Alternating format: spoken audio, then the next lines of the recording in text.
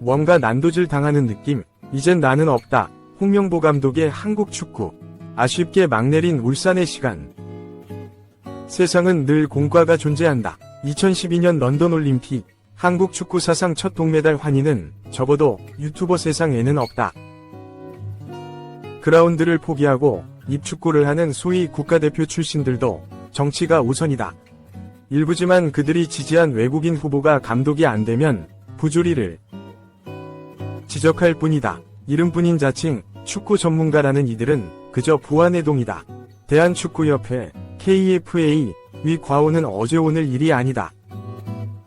2014년 브라질 월드컵 실패 후 그는 단 한 번도 힘들다는 얘기를 하지 않았다. 이날은 달랐다. 만년 2위 울산 HD에 17년 만에 우승을 선물했다. 이듬해에는 창단 후 첫 K리그 1, 2연패를 이끌었다. 하지만 팬들은 중도하차에 돌을 던질 뿐이다. 그래도 죄송한다 고 연신 고개를 숙인다. 한국 축구의 오늘이다. 10년 만에 A대표팀 사령탑에 선임된 홍명보 감독이 심경을 밝혔다.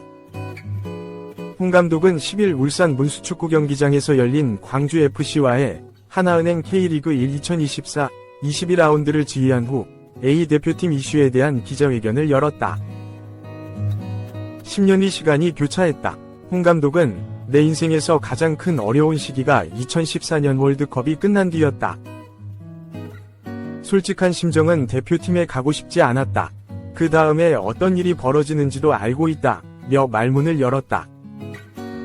홍 감독은 올해 초 위르겐 클린스만이 경질된 후 A대표팀 사령탑 후보로 꾸준히 이름이 올랐다. 그는 내 이름이 내 의도와 관계없이 정강희 국가대표 전력강화위원회와 협회 언론에 나오는데 정말 괴로웠다. 뭔가 난도질 당하는 느낌이었다. 고 고백했다. 하지만 운명은 또 다른 길이었다. 홍 감독은 선임 협상의 정권을 쥔 이임생 기술총괄이사, 기술발전위원장 위 만남 제의를 수차례 거절했다. 만남이 성사된 건 5일 밤이었다. 이 기술이사가 수원FC와의 원정 경기를 끝내고 수도권 집으로 귀가하는 홍 감독을 무턱대고 기다린 끝에 얼굴을 맞댔다. 홍 감독은 이임생 위원장이 집 앞에 찾아왔다. 이에서 3시간 기다린 위원장을 뿌리치지 못했다. 그때 처음 이 위원장을 만났다. 고 했다. 마음을 돌린 가장 큰 이유는 KFA가 발표한 기술 철학 때문이라고 했다. 이 위원장이 내게 MIK, 메이드 인 코리아 기술 철학을 얘기했다. 물론 나도 MIK를 발표할 때 충분히 내용에 대해 알고 있었다. 한편으로는 내가 예전에 행정을 하면서 그 일에 관심이 많았다. 하지만 행정이라는 건 한계가 있다. 가장 중요한 건 실행이다. 실행하는 데엔 현장에 있는 사람이 중요하다. 그 안에서도 누가 과연 실행하는 게 좋냐면 A대표팀 감독이라고 생각한다.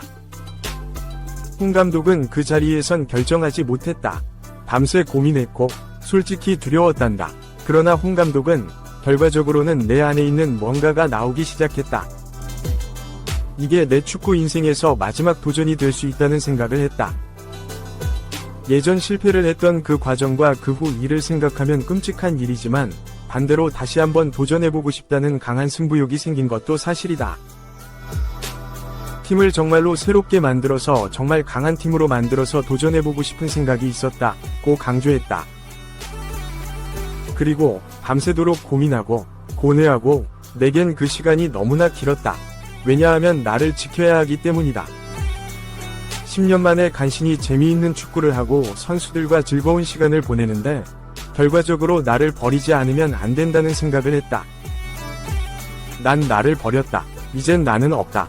대한민국 축구밖에 없다. 고 토로했다. KFA는 7일 국가대표팀 차기 사령탑에 홍 감독을 내정했다고 발표했다. 이 기술이사는 8일 협회는 2026년 북중미 월드컵을 준비하는 새로운 축구대표팀 감독으로 홍명보 감독을 선임했다. 계약 기간은 2027년 1월 사우디에서 개최되는 아시안컵까지 라고 발표했다. 홍 감독을 선택한 8가지 이유도 공개했다. 이 기술이사는 첫째, KFA의 철학과 게임 모델을 고려했다. 홍 감독은 울산에서 보여준 빌드업이나 라볼피아나를 활용하고 백스리를 가져가는 것, 뒷공간을 효율적으로 공략했다. 어태킹 서드 공략, 라인 브레이킹, 크로스를 통한 공격, 콤비네이션 등 다양한 모습을 보였다. 작년 데이터를 바탕으로 K리그에서 기회 창출 1위, 빌드업 1위, 압박 강도 1위를 기록했다며 활동량 순위는 10위였지만 그 말은 효과적으로 뛰면서 경기를 했다는 얘기가 된다. 카타르 월드컵에서 우승한 아르헨티나도 활동량을 하위권이었다. 그 점은 한국 축구에 교훈을 준다. 또한 홍 감독은 A 대표팀, 23세 대표팀, 20세 대표팀 지도자로서의 경험과 협회 전무로서 기술 행정 분야에 폭넓은 시야를 갖고 있다고 밝혔다. 이어 원팀, 원스피릿, 원골을 강조한 홍 감독의 리더십, 외국인 감독의 국내 상주 문제, 20세 대표팀 시절부터 울산의 K리그 2연패까지 지도자로 성과를 입증한 홍 감독과 외국인 감독 후보와의 성과 비교. 당장 9월에 시작되는 월드컵 3차 예선과 새로운 철학을 대표팀에 입히는 시간상의 문제. 각급 대표팀 지도자 경력 등을 토대로 2명이 외국인 후보보다 높은 평가를 내렸다고 설명했다. 홍 감독은 감독 선임 시스템의 문제를 지적하자 그 부분은 시스템이 어떻게 진행됐는지 난 알 수 없다. 난 만나자고 해서 어떤 평가를 받았냐고 물었고 가장 높은 점수를 받았다고 해서 만났다. 그 시스템은 모른다고 말했다. 2014년 홍명보와 2024년 홍명보는 어떤 그림일까? 많이 다르다고 생각한다. 그때는 경험도 부족했고 지도자로서 시작하는 입장이었다. 물론 지금도 부족한 점이 많이 있다. 10년 전보다는 K리그 경험도 많이 하고 지도자로서 굉장히 좋았던 시간이다. 아직도 부족한 점이 많이 있지만 앞으로 많이 노력해야 한다. 한국 대표팀이 많은 좋은 선수들이 있는 것은 사실이다. 그런데 우리는 팀 스포츠를 하는 사람들이다. 어떤 게 가장 중요한가 생각하면 그 재능을 어디 위에 올려놓는가에 따라 바뀔 것이라 생각한다. 재능을 헌신이나 희생 위에 올려놓으면 어마어마한 힘을 가질 것이다. 이기주의에 올려놓으며 힘을 발휘하지 못한다. 좋은 선수들이 있지만 얼마나 신뢰관계를 쌓느냐가 중요하다. 박주호 정강희 위원의 이야기가 논린이다. 홍 감독은 영상도 봤고 내용도 확인했다. 개인적인 생각은 박주호 위원이 자기가 갖고 있는 커넥션을 통해 정강희 활동을 열심히 했다는 느낌을 받았다며 이런 일들이 계속 더 이뤄져야 한다고 생각한다. 각자의 의견이 존중받으면서 하나로 된 목표를 향해 갈 수 있는 중요한 역할을 할 수 있다. 박주호 위원의 말이 불편하게 들릴 수 있지만 이제는 포용해서 더 나은 축구를 위해 발전해 나갔으면 한다고 했다. 울산 팬들에게는 사과뿐이다. 너무 죄송했다. 그동안 너무 좋았었는데. 물론 언젠가는 떠나야 하는 시기가 오겠지만 이런 작별은 원치 않았지만 나의 실수로 인해 이렇게 떠나게 됐다. 정말 울산 팬들에게 죄송하고 드릴 말씀이 없다. 제가 협회에서 일을 마치고 울산을 선택했을 때 개인만을 위해서 선택했다.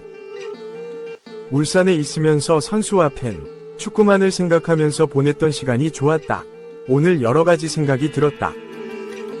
얼마 전까지 응원의 구호가 야유로 나왔는데 거기에 대해선 전적으로 내 책임이다. 다시 한번 울산 팬들, 처용전사분들에게 사과의 말씀을 드린다. 죄송하다.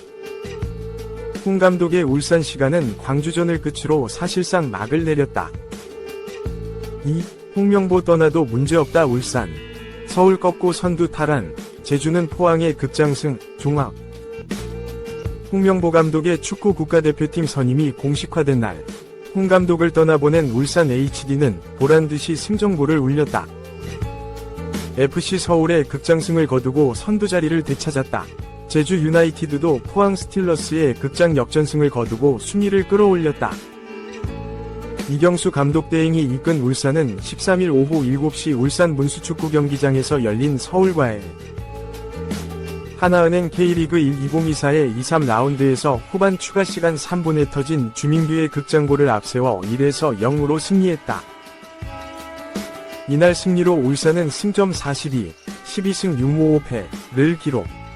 같은 시각 제주의 덜미를 잡힌 포항, 승점 41을 끌어내리고 다시 선두 자리를 탈환했다. 이번 경기는 홍명보 감독과 계약 해지 후 이경수 대행 체제로 치른 첫 경기였는데 울산은 이 경기를 짜릿한 승리로 장식하며 홍 감독 이슈로 어수선한 분위기를 완전히 바꿨다. 서울을 상대로는 무려 21경기 연속 무패, 15승 6무의 압도적인 강세도 이어갔다. 팽팽한 영위 균형이 이어지던 승부는 3분위 후반 추가 시간마저 거의 흐른 시점에 극적으로 갈렸다. 윤일록이 미드필드 지역에서 중거리 슈팅으로 연결한 게 페널티 박스 안에 있던 주민규에게 연결됐고, 주민규는 페널티 에어리어 왼쪽에서 강력한 왼발 슈팅으로 연결해 서울 골망을 흔들었다. 주민규의 오프사이드 여부가 관건이었으나 윤일록의 슈팅 순간 뒤늦게 수비라인에 가담하던 강상우가 뒤늦게 복귀하는 바람에 명확한 온사이드로 판정됐다. 결국 이 골은 두 팀의 승부를 가른 결승골이 됐다. 이날 경기 전까지 4승 1패로 뚜렷한 상승세를 타던 서울은 울산전 무승 징크스를 깨트리려 애썼으나 제시 링가드가 부상 여파로 하프타임에 교체되는 악재에다 경기 막판 수비 집중력이 떨어지면서 결국 고개를 숙였다. 승점 30, 8승 6무 9패로 우선 6위를 유지했다. 제주는 제주 월드컵 경기장에서 열린 홈경기에서 후반 14분 홍윤상에게 선제 실점을 허용했지만 3분 만에 김태환의 어시스트를 받은 헤이스의 동점골로 균형을 맞췄다. 7분 이 후반 추가 시간이 거의 끝나가던 시점, 페널티 박스 안을 파고들던 유리 조나탄이 아스프로에 걸려 넘어졌다. 오프사이드와 파울 여부에 대해 비디오 판독, VAR을 거쳤고 그대로 페널티킥이 선언됐다. 직접 키커로 나선 유리 조나탄이 마무리했다. 공식 득점 기록 시간은 후반 45+11분이었다. 승리로 제주는 승점 29, 9승 2무 12패를 기록. 7위로 순위를 한 계단 끌어올렸다. 반면 포항은 승점 41, 11승 8무 4패로 2위로 순위가 떨어졌다. 대전이 전반 27분 박정인의 선제골로 먼저 앞서갔으나 후반 32분 유인수에게 동점골을 허용한 뒤 끝내 균형을 깨트리지 못했다. 이날 대전은 전반에 대전이 1개, 강원이 0개의 슈팅에 그칠 만큼 신중하게 경기를 치르다. 후반에야 그나마 불꽃이 튀었으나 끝내 승점 3을 챙기는 팀은 나오지 않았다. 대전은 대대적인 선수 보강을 통해 반전을 노리고 있으나 황선홍 감독 부임 이후 리그 1승 3무 3패에 그치면서 좀처럼 반등의 발판을 마련하진 못하는 모습이다. 승점 20, 4승 8무 11패로 여전히 최하위에 머물렀다. 강원은 승점 39, 11승 5무 7패로 4위 자리를 지켰다.